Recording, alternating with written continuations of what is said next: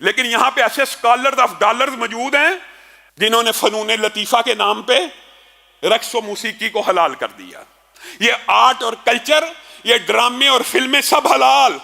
جتنے بھی فنون لطیفہ ہیں، گانا ہو جس کو عربی زبان میں غنا کہتے ہیں، موسیقی ہے جو آلات کے ذریعے سے نغمہ پیدا کرتی ہے، یہ ساری جتنی چیزیں ہیں یہ بالکل جائز، ان میں کوئی چیز حرام نہیں ہے.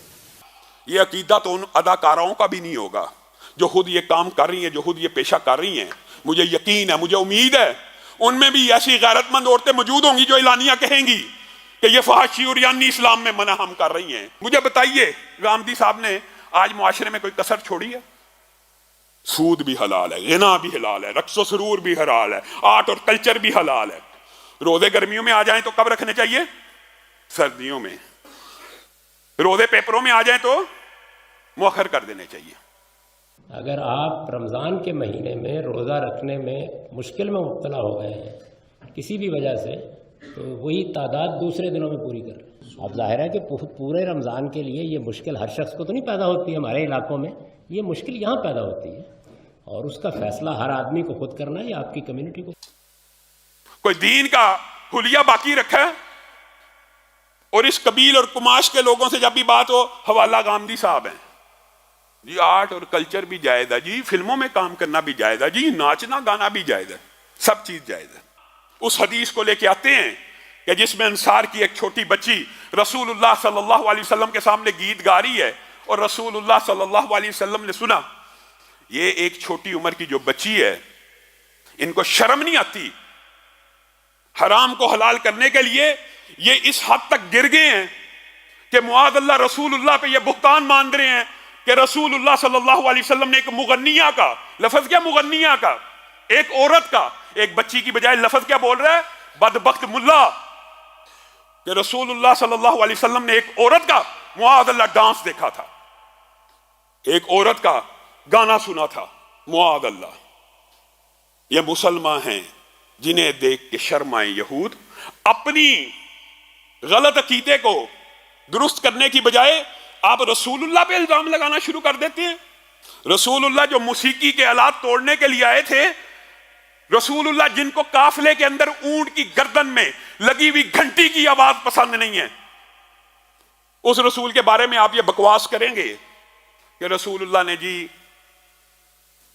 غنا بھی سنا تھا عورت کا، رقص بھی دیکھا تھا. غامدی صاحب ہوش کے ناخن لیں، صحیح حدیث کے الفاظ ہیں اور آپ نے میرے سامنے بیٹھ کے اس حدیث کا اقرار کیا ہے. بخاری شریف کے اندر یہ حدیث موجود ہے، ان قریب میری امت میں ایسے گروہ پیدا ہوں گے، یہ بخاری کی حدیث ہے، سارے منکرین حدیث جمع ہو جائیں، قرآن کی آیتوں کا جواب نہیں دے سکتا. قرآن پاک میں بھی صراحت سے موجود ہے. کبھی وقت آیا موسیقی اور غنا کے خلاف قرآن پاک میں جو آیات ہیں وہ رکھیں گے، لیکن وہ یہاں پہ کہتے ہیں جی یہ قرآن کی آیت کا یہ مطلب نہیں ہے. میں نے کہا بخاری شریف کی حدیث کو مانتے ہیں؟ کہنے لگا غامدی مانتا ہوں. میں کہا بخاری میں لکھا ہے کہ ان قریب میری امت میں ایک گروہ پیدا ہوگا جو شراب کو حلال کر کے پیے گا، جو موسیقی کو حلال کر کے سنے گا. آپ غامدی صاحب بتا دیجئے کہ اگر موسیقی حلال ہی تھی تو بخاری شریف میں رسول اللہ نے یہ کیوں کہا حلال کرے گا؟ حرام تھی تو حلال کرے گا.